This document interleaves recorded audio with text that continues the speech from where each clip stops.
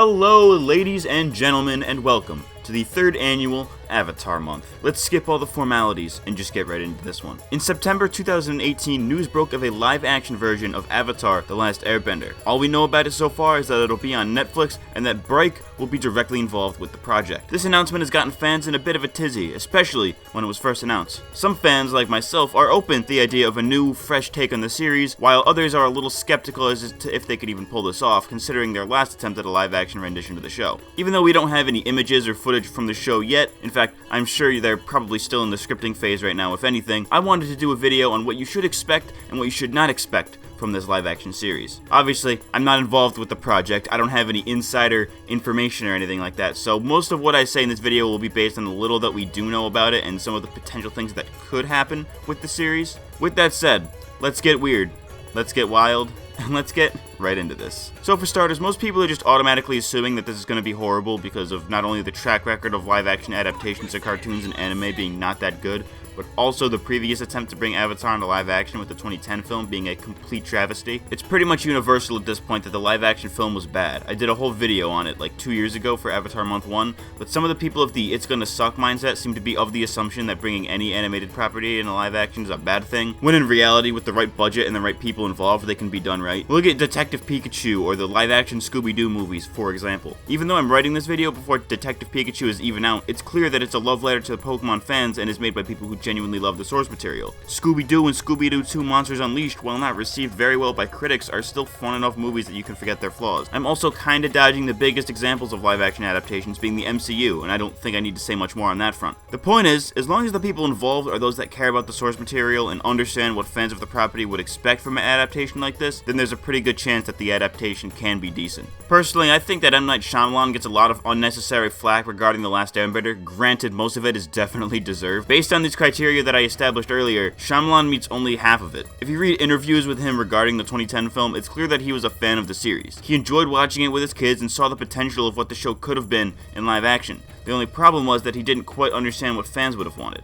In other words, his heart was in the right place and he had good intentions, but he just bit off a little more than he could chew and the project ended up being horrible, as we all know. Since we're on this topic, I find that many people don't realize who it was that made Avatar: The Legend of Korra and the live-action film what they were. Even though Mike and Bryan were the creators of the original series, most of the writing of it weren't handled by them. They laid out what the overall story would be for the series and set the groundwork for what the universe would be like and how it would work, while most of the actual writing that resonates with us so fondly was handled mostly by Aaron E. Haas, who served as head writer for most episodes of the show. Though Mike and Bryan did write on the series from time to time, most of the writing was overseen by E. Haas, just based on what's available on IMDb. This is why the 2010 movie and The Legend of Korra failed to capture the same magic as the original series, because Ehaz was absent from both of these projects and was working on other things. A lot of people like to point out how this live-action series will be great, because Mike and Bryan are directly involved, but they also don't seem to realize that they were also involved with the 2010 film. And I think this is valid, but for the wrong reasons. Bryan were credited as executive producers on the 2010 movie, so they pretty much just okayed it and let Shyamalan's team take the reins from there. Had they been more directly involved, I'm sure it would have been a lot better than it actually was, but we can only speculate. In terms of The Legend of Korra, Bryan wrote significantly more episodes on that than they did on the first series, but with a much smaller team than its predecessors, which I can only assume resulted in a lot less debate in the writer's room as to if certain decisions were made or not, resulting in a lot more experimentation, which likely caused Legend of Korra to take a while to find its footing.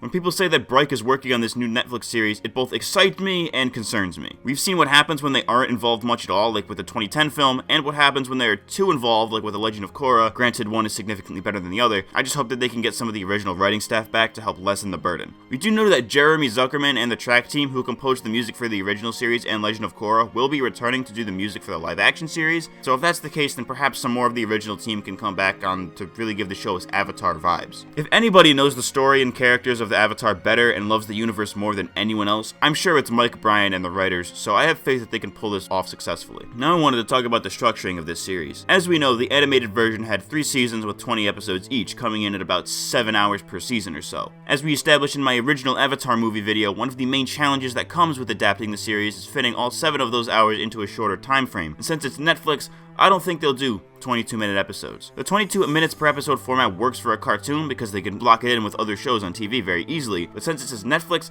I think they'll probably opt to do 40-minute long to an hour-long episode with less episodes per season. That would mean they could fit the whole first season, which was 20 episodes in the cartoon, into 20 episodes in the live-action version. Makes enough sense, right? They could do that, but I think they'll probably do like 6 episodes per season and then split one season of the cartoon into 2 seasons of the show. Obviously, they'd have to change some stuff around in the story to make it work so it doesn't feel so oddly paced, but I think it could work. For example, the first 6 episodes of this series could go as follows. Episode 1 would adapt The Boy in the Iceberg and The Avatar Returns, basically ripped straight from the cartoon. Episodes 2, 3, and 4 would be much more fleshed out versions of the Southern Air Temple, The Warriors of Kyoshi, and King of Omashu, respectively, with episodes 5 and 6 being the Winter Solstice episodes. I know I skipped Imprisoned, and that the Katara's necklace thing from that episode comes back later in the season, as well as Haru and the Invasion in Season 3, but I feel like that episode could probably be omitted or even worked into a different episode. If that format doesn't work out, and it probably won't because I don't think many fans would really resonate with that kind of pacing, they could always opt to do longer seasons because the source material is there to pull from. I think that longer episodes would in the long run be great for the series. I could see why problems might arise because they'd be taking an episode, let's say the Southern Air Temple, and essentially doubling the runtime, and they'd have to fill it with something. Obviously, as a cartoon, the 22-minute episodes were done to make it more digestible for kids, and the writing in those episodes happened to be tight enough to keep the adults entertained. So by doubling the runtime, they'd have to add some additional stuff that could be beneficial to the characters of the story,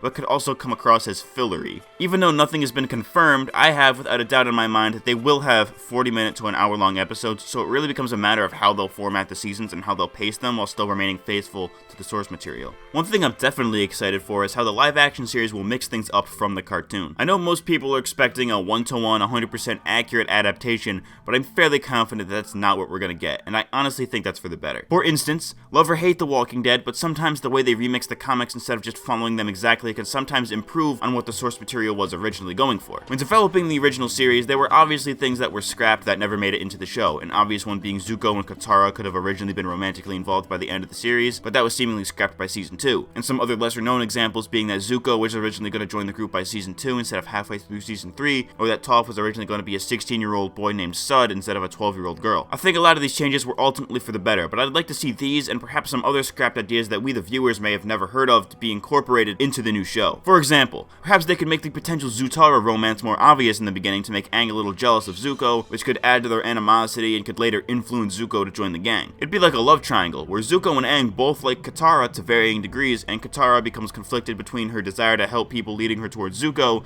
and her pre-established friendship with Aang pushing her towards him.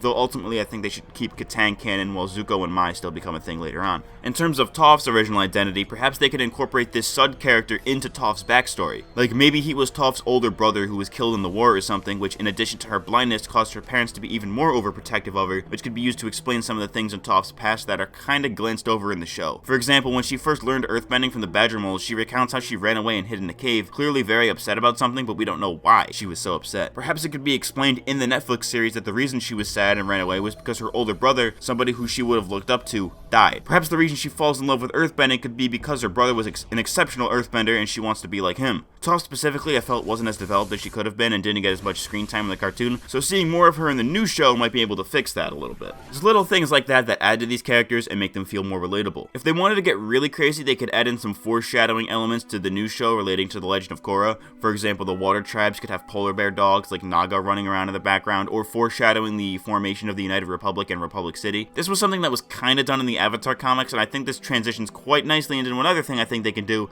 going past the end of Season 3. The aforementioned Aaron E. has tweeted out some stuff in April 2019 that they originally had plans for a 4th season of Avatar that would have explored a redemption arc for Azula, among other things. I personally disagree with this sentiment because I think that the 3 seasons we did get were borderline perfect, but this idea of the Azula redemption arc wasn't completely scrapped. In fact, it was part of 2 different comic book arcs, though she ultimately went back to evil doing, which I think worked much better because Azula was insane and sometimes you just can't negotiate with crazy. Anyways, the point here is that they don't just have the original show and scrapped ideas to work off of, they also have the comics. After they finish off the war in the new Netflix series, there's still more story to tell, because what the original series never got to do was explore Aang's life as a full-fledged avatar, his relationship with Katara, Zuko adapting to his new role as Fire Lord, Toph teaching metal bending to the world, the creation of the Air Acolytes, and something that was never answered in Legend of Korra. Where is Suki?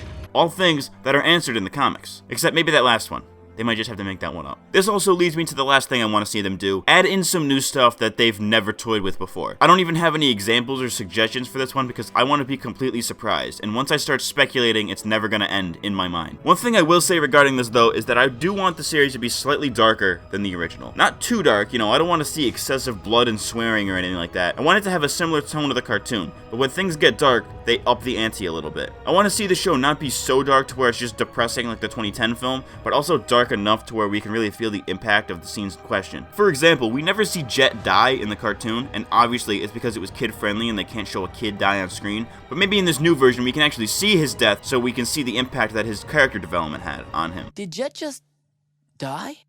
You know, it was really unclear. And that's just about all I have to say regarding the Avatar Netflix series. I'm willing to be wrong in the future because this is all just speculation and spitballing right now, but I'm very optimistic about this show. I think we're at a point with CGI that we can really get some good looking bending and very realistic animals like Appa and Momo, and combined with a great writing staff and everything else I mentioned in this video, I think we could have a potential masterpiece on our hands. I don't think it will ever surpass the quality of the original cartoon. In fact, I'm not sure there's many programs out there that can, but I almost hope that it will surpass or at least be on par with the original. If you disagreed with anything I said in this video, or if you have any other ideas on how they could use this Netflix series as an opportunity to perfect what the original was lacking, then please feel free to drop a comment down below, because I'd love to discuss this further with all of you. That's all for this video. I've been MattCMG, and I'll see y'all next week.